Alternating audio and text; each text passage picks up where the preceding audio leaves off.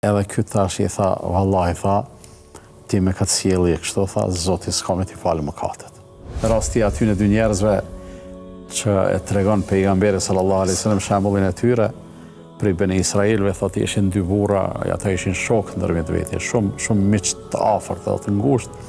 Njëri formalisht ishte i devotshëm, i përkushtuar, i përmbajtur e kështu me radhë, ai tjetri pak më i shfrenuar, edhe ky i përkushtuar gjithmonë e këshillonte atë shokun e vet. Mos se nuk bën kështu, mos se nuk është mirë, mos se nuk është në rregull, mos se kështu e provokon zemrimin e krijuesit. Po çka ndodh? Me kalimin e kohës një herë ky tjetri i thot atij mikut vet, o burr thotë më ke lodh, ndalu një herë. Thotë se Zoti ty nuk të ka dërgu që me qenë ti kujdestari im ose mbikëqyrësi im. Fjala si fjala është e rëndë, po kur e thot njeriu në atë gjendje, unë mendoj se nuk do të shumë mja pa për të madhe, për arsye se ai ka edhe defekte tjera funit edhe çka fjalë, nuk është se mund të jetë e pritshme. Absolutisht. Mirë, po çka shkaktoi te ky? Shkaktoi një pezëm, shkaktoi një mlef, shkaktoi një indinjat. Edhe ky tash i tha, vallahi tha, ti me këtë sjellje kështu tha, Zoti s'ka me t'i falë mëkatet.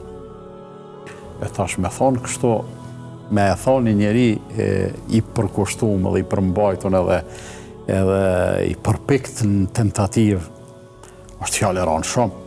Edhe tash në këtë rast, kur ai thotë kështu, pejgamberi sallallahu alajhi wasallam e përshkruan si ngjarje e cila ka ndodhur, edhe thot Zoti i ringjallit të dytë. Edhe i tha këtij që kishte thonë, vallahi Zoti ty s'ka me të falë. Tha, ti o robi jam, a e dije që unë s'ja fali? Ata mirë të mendja se mundesh me më pengu, unë m'ja fali. Asnjëna s'është e qëndrueshme, thot, a ti po ja fali, ndërsa ty po ti çoj poshtë veprat që i ke bë.